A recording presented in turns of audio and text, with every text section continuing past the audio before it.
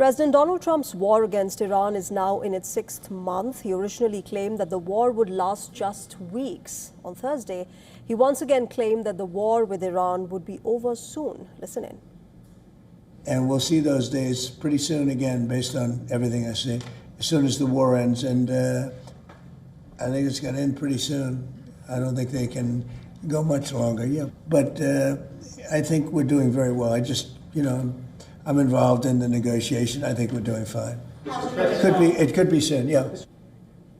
Now, Trump has repeatedly insisted that Tehran is keen to reach a deal to reopen the Strait of Hormuz, but Iran has denied this and said that it will instead make arrangements with its neighbor Oman.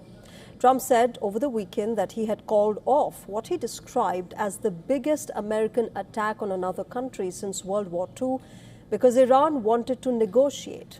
But remember, Iran has rejected these claims, with Iran's parliament speaker and the top negotiator accusing the American president of theater diplomacy.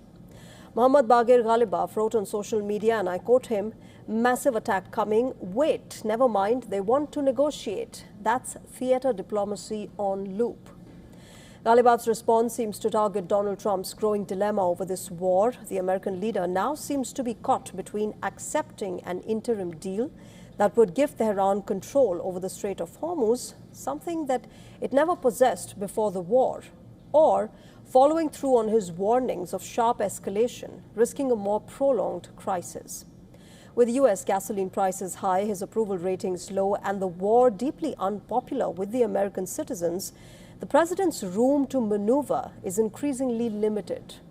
The first option, analysts say, would grant Iran its biggest concession and would formalize, at least for now, Tehran's supervision of the vital waterway. The second path, likely a fresh wave of airstrikes, could be fraught with political peril for Trump ahead of the November midterm elections.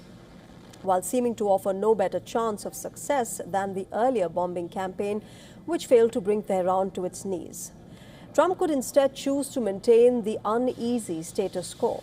That would mean maintaining a blockade of Iran's ports and periodically retaliating against any attacks on shipping. But this approach, too, would not offer Trump a face-saving way out of this conflict that he had predicted would be over within weeks.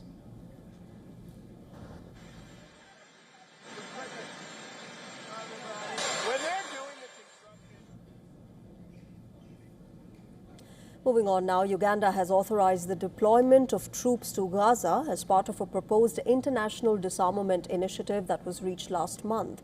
The move comes amid ongoing diplomatic efforts to establish a post-conflict security framework. The proposed international force would operate under an initiative led by the Board of Peace, which is an organization established by the American President Donald Trump. The Ugandan parliament approved a motion backing President Yoweri Museveni's plan to deploy the Uganda People's Defense Forces to the Gaza Strip on a peacekeeping mission. 4 more countries, that's Morocco, Kosovo, Albania and Kazakhstan, have also expressed their willingness to join the forces. In a joint statement, Saudi Arabia, the UAE, Egypt, Turkey and several other countries accused Israel of continuing attacks in Gaza, including strikes on healthcare facilities, medical infrastructure and civilian infrastructure, despite Trump's announcement that Hamas would disarm. They also condemned the continued loss of civilian lives amid the ongoing violence. However, Israeli Prime Minister's office slammed this joint statement, saying that it distorts reality by accusing Israel of jeopardizing Trump's 20-point plan. Netanyahu's office also accused Hamas of rearming, recruiting terrorists, rebuilding tunnels, and preparing for future attacks. Meanwhile, human rights groups have warned that Israel's policies in the occupied West Bank are pushing the territory's healthcare system toward collapse. The report cites mounting restrictions, damage to medical infrastructure, and obstacles to healthcare access, raising concerns over the worsening humanitarian situation amid the ongoing conflict. A new report by Physicians for Human Rights says that hundreds of medicines are completely out of stock. Hospitals and clinics are are working at a reduced capacity, and health workers are barely being paid.